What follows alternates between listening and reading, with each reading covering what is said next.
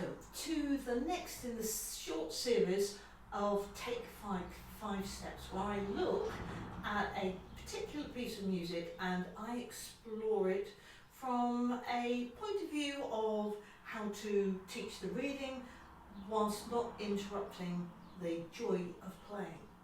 So in today's video I'm going to be looking at the Melody in F by Köhler. Now this is being requested by Idioma, so thank you Idioma for that. And you might recognise it if you're a UK based teacher that it is in the current or the new ABRSM Grade 1, so it's in the 25 to 26 syllabus. Let me just give you a little blast of it. I won't play it all, but I'll just play you some of it. Have a listen.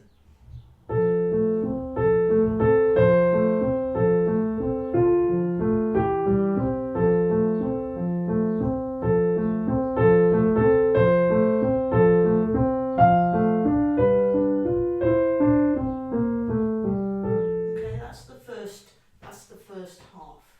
So let's get on, and using that take 5 steps that I talked about last week, and again you'll see this in the comments below. If you sign up to the mailing list, then you'll get one in the Curiosity Zone. So that's in the next week or so from when we're recording it, that is. Let's start by analysing it, shall we? So it's in F major. It is mostly F major, even though it's got a few chromatic notes, and it has this little mini modulation you just heard me stop at, where it goes off into C major just briefly. And then he turns us back with the B flat. What else can I say about it? It's in 3/4. However, hopefully you heard that actually it is far more of a 1 in the bar. So we don't want to really slow 3, 1, 2, 3, 1, 2. Yeah, it needs to really roll along. There are 4 phrases actually. There are 4 phrases of 8 bars each. And actually the rhythm of the phrase, of each phrase, is exactly the same. So it's A, we would say, if we were structuring it. The melody, well again, that's really very similar to the first phrase with some changes in the second half. So every phrase has got 2 halves to it. The first half is really like this. Certainly has that rhythm all the way through. But the left hand tends to change and the chords tend to change. And the second half of each phrase does that rhythm. So very straightforward structurally. A1, A1, A2, A3. Musically, it's not that great a piece, to be absolutely honest. It's in the A list, of course, for the ABRSM, which means it's there for technical reasons. And of course, the technical thing that you're developing here is the melody and the accompaniment. The right hand is really quite easy with that melody. The left hand is more demanding, and it really doesn't stop all the way through until the very last note, which is a dotted minute. Everything else is a crotchet. So it could be very easy to get absolutely bogged down.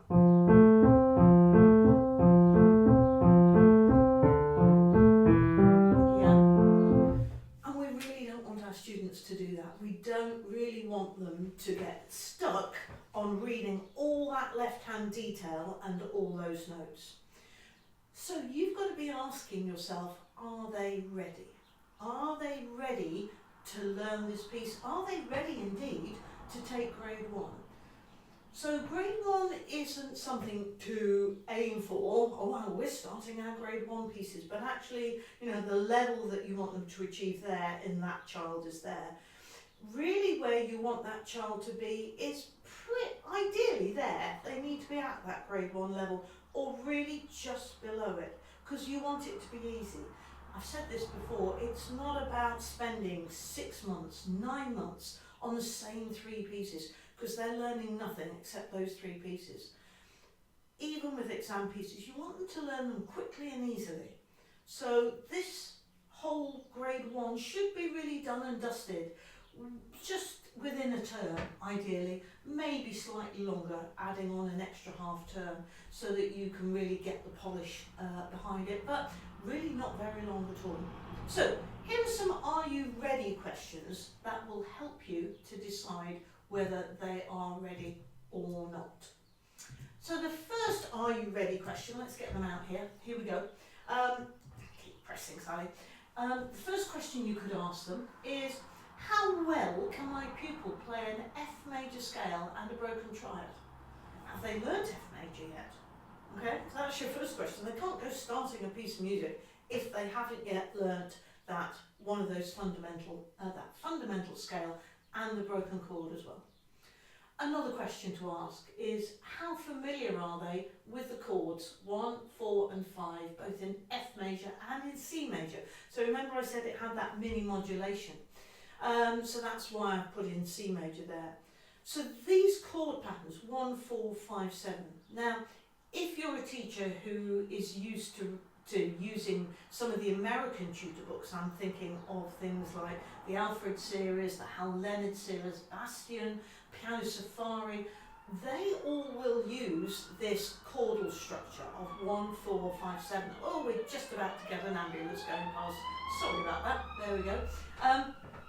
So the 1, 4, 5, 7 is really integral to this piece, and your student has got to be familiar with those chords, because what we don't want them playing is F, A, C, F, A, C. We don't want them playing or reading that. We want them playing a triad, and then from that we can get that lovely rolling. Yeah. So make sure you answer the question, how familiar are they with those chords? And maybe score it on a 1 to 5 basis. And if they're 3 or below, then maybe you need to do a bit more work on getting them familiar. Let's go on. And the next question you might ask is, how well can my pupil, and independently indeed, how well can they make small, comfortable movements outside a 5-finger shape?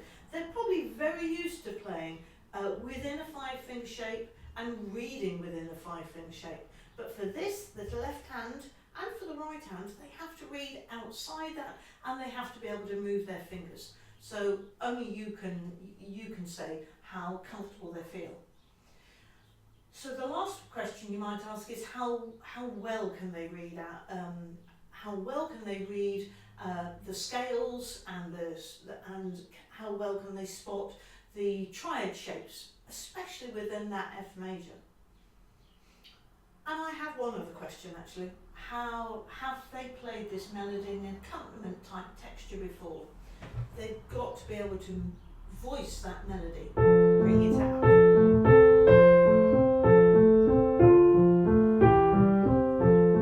And frankly, if a lot of their energy is going into that left hand reading and playing, you're more likely to get this.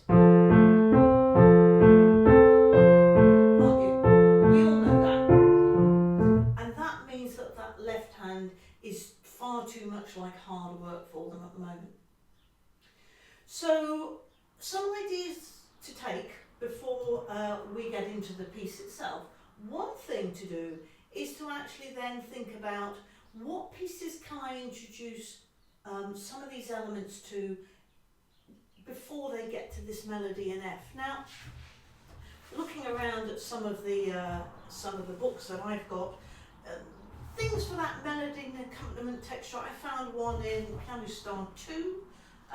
It's similar in that it's called The Runaway Train, and it's got a lovely little light left hand going there. It's not the triad shape, but it is a fifth, and over the top we've got the right hand in a dotted middle.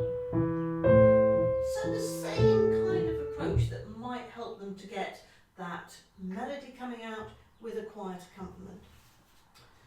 Another one that's actually quite close to the F major melody is Song in G, and guess what, it's by the same composer, but it has very much the same approach to it. So left hand,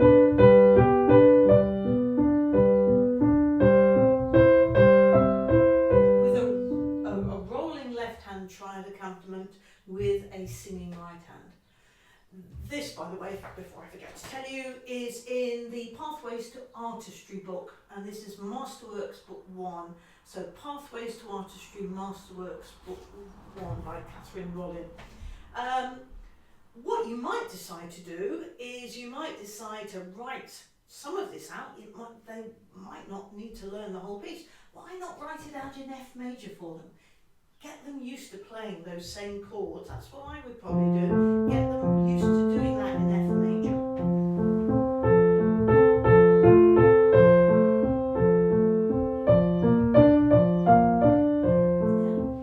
They don't need to do any more. That's enough, those first 8 bars. That gets them doing that melody and accompaniment in F major. So just some ideas to get you started on that. So let's move on. We are brainstorming now for creative ways that you can get them learning this piece that feels quite easy really. So let's get them thinking about some of the elements of it. Now, when I look through and analyse it, we've already looked at the fact that it's an F major. What I didn't look at so much was the harmonic analysis, and that is going to be so important. And there's lots of chord 1 in this left hand. There are some chord 5s as well. But there's also things like chord 6, which is a D minor triad, and there's chord 5 here, but with an E at the bottom. There's also some places, well, I'll come back to that in a minute, where they have some nice chromatic notes. But there's one or two little places where they have scale passages. And there is a descending scale passage, an F major descending scale passage. And I would teach that by rote. I wouldn't be asking them to actually read that, because it's very easy. Just a normal F major scale passage. However, then, having played it and they played it, I'd say, oh, where is that in the score? Can you find it? And then, of course, they've got to scan through. They've got to then relate what they've heard, what they've played, to then what they see. It's kind of like a reverse engineering, working backwards. The other things I might then ask them is, can you find any other mini scale patterns? And the piece has got 3 of them, I think. One is got 4 notes, well, over the line, and there's 5 notes, and the other one is just 3. And I would send them home to find that. I wouldn't ask them on the spot in the lesson. I'd give them what I call a discovery sheet based around this piece. I'd ask them to find that mini scale passage, which means them sitting and looking and being a bit of a detective, to be honest. So I'd send them home with that. Something else I might send them home with, no, I definitely would, and their discovery sheet is, how many bars have the F major triad in it? So again, they'd have to look at the score, they have to discover that that F major triad is in bars 1 to 4, and then in bars 9 to 12, or whatever it is, and write down every single bar that they can find the F major triad. Other questions I might ask them. Are there any accidentals? What's an accidental, Sally? So make sure they understand what that is. And then can they go away and find them? And can they write down the names of those accidentals and also the bar number? Another question I might ask, and the questions are fairly endless, to be honest, but another question I might ask is for them to find the highest note and the lowest note. The highest note and the lowest note, always an interesting one.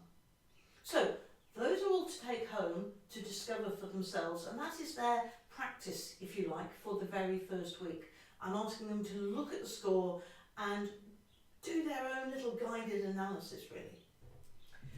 So having looked at it all myself, I know that what is problematic about this is the left hand. So again, I would extract the problems for them.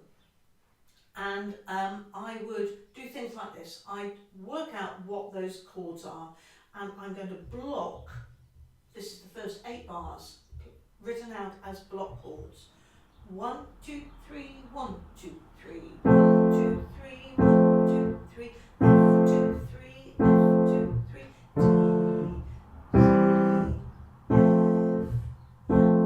And they would practice it like that. I've just done the first phrase, which said there's 4. Each one has got a slightly different chord structure, and that's one of the problems of the piece. Each line is slightly different. So write out all 4, maybe on separate pieces of paper, grab some manuscript paper. It doesn't need high tech here, just grab some manuscript paper, write it out nice and big, nice and clear, and send them home with that to practice. My final idea for practicing this and getting going on it really is to practice just the first beat of the left hand. And I might do the chords that I've just shown you first, or I might do this first. It depends on my student. 2 different ways into it. And with this, I would ask them to play the first beat and probably say the letter names at the same time. You can see I've written the fingering very clearly underneath. I've left a gap above for them to write in the names of the notes, the letter names. So this is bar 17, I think, through to 24. So they'd have it written in, and then we're going to do super slow. 1, 2, 3. F, 2, F, F sharp, G, E, F, E. Oh, missing notes then. So this is one of those little mini scale passages which I'm hoping they will have found in their discovering, and I would get them to write it in. Can they copy in from the score those missing notes? And thinking about another question, do they move by step or by skip? So hopefully I've given you lots of ideas there for getting started on the melody in F idioma. As I say, make sure first of all that your student is up to the job by asking, are they ready questions. They might not be the same questions as me, but they might be slightly different. Depends on your student really and what you know their level of knowledge is. It is a tricky piece though. That left hand is tricky, so take the left hand out, give them lots of opportunity to become totally familiar with the left hand, because that will make or break their performance. Thanks for watching, and bye for now.